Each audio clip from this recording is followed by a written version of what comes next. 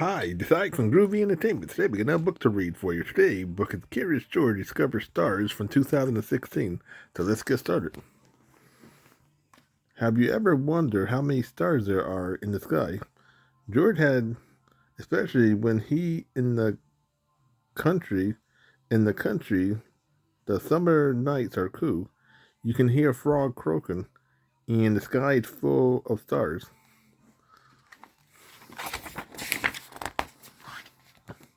One night, George was outside, looking at the sky when he heard Bill's voice.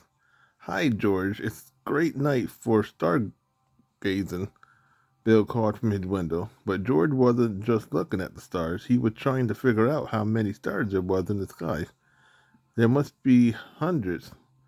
Not even scientists knows how many stars are up there, Bill said. George thought it was time someone found out. George knew the most important rules of counting anything was keeping track. He found a notepad and pencil and made a mark for each star he had counted. There were so many stars to keep track of, but he kept at it 1, 2, 3, 4, 5. But George fell asleep mid count. That was okay. After a good night rest, he would be ready to start counting again the next night. There was only one problem. His counting system didn't keep track of which stars he had already counted.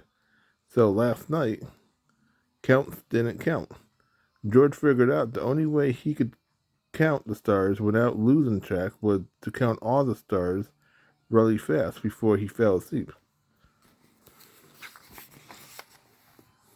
But George wasn't fast enough. Bill stopped by the following day. Morning, fellows, the man waved, but George still felt sleepy. George was up late counting stars, the man said. Too bad you can't count stars during the day. They are always up there, you know, Bill said. We just can't see them because the sun is so bright. George wasn't so sure. He wondered what would really happen to the stars during the day. Maybe they went to sleep or got blown out like candles on a birthday cake. Whatever they went, or wherever they went, George couldn't count stars as he couldn't see.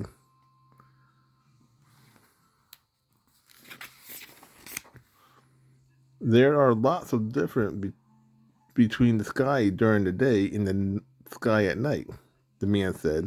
We can see the moon and the stars at night, but we can see the sun only during the day. Right, said Bill, because at night the sun is shining on the other side of the earth. When it is nighttime here, it's daytime there. When it comes to day sky and night sky, George was sure about two things. He couldn't count stars during the day, and he couldn't count all of the stars in one night, but he wasn't going to give up.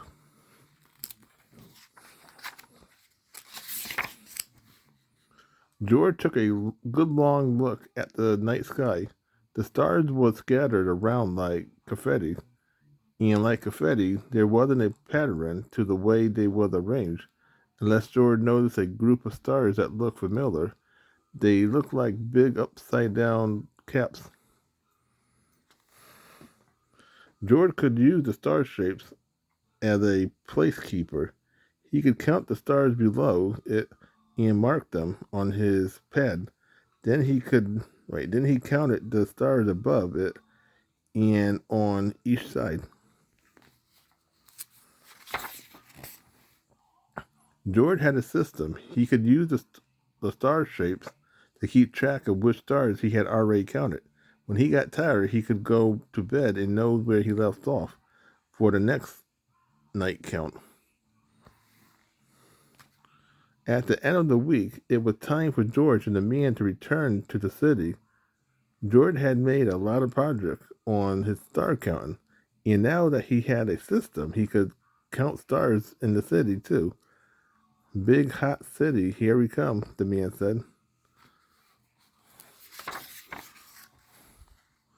The city was very hot. George couldn't wait to get into the cool AC lobby, but it was just as warm inside their building as it was outside. Is the AC broken? The man asked. No, said the doorman, but we are not allowed to use it. You have to keep yours off in the apartment too.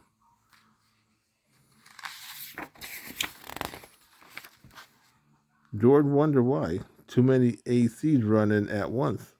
Use a lot of electricity. It can cause the power to go out, the man said. I guess we'll be a little warm tonight. But George wasn't worried about electricity and being too hot. He had stars to count.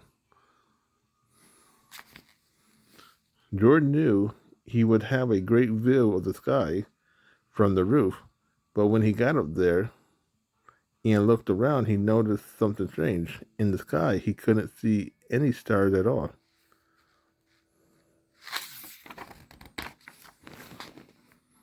George went back to the apartment to see his friend. It's tough to count stars in the big, bright city, the man explained. George was confused. It's like trying to count stars during the daytime. They are up there, but we can't see them. When no stars to count, George figured he might as well go to bed, but it was too hot to sleep. The one time he could have stayed awake all night long to count, he couldn't see a single star.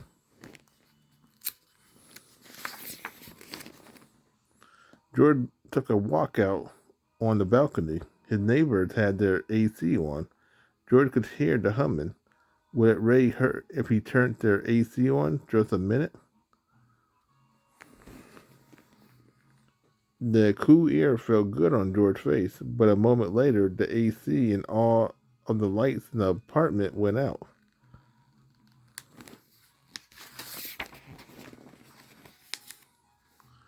George ran back up to the roof. Uh-oh, the lights was out in all the buildings around them. Could one curious little monkey cause a citywide blackout? George didn't know. But there was only one thing to do at a time like this: hide. Before long, the man found George in his hiding spot. George wasn't upset about turning off the city electricity. It wasn't your fault, George, the man said. It takes more than one little monkey to cause a blackout. Just then, the doorman and Hurley joined them on the roof. This blackout really something, isn't it? The doorman asked. Yes, said the man, but George thinks the blackout was his fault. He turned on our air conditioner. I thought it was my fault too, said the doorman. Hurley was so hot I turned on our AC for just a minute, then all the lights went out. I bet a lot of people thought the same thing. George was relieved.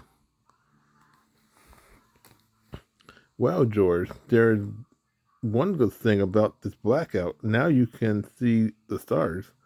It was true. Now that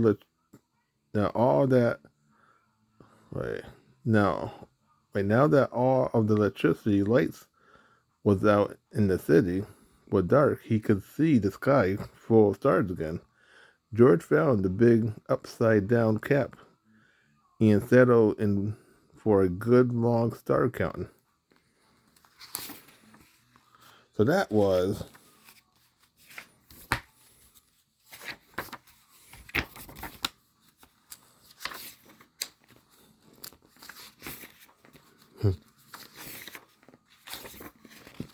here we go. So that was Curious George Discovers Stars from 2016. So if you like, subscribe, share, and comment. Have a groovy day with another video coming out real soon.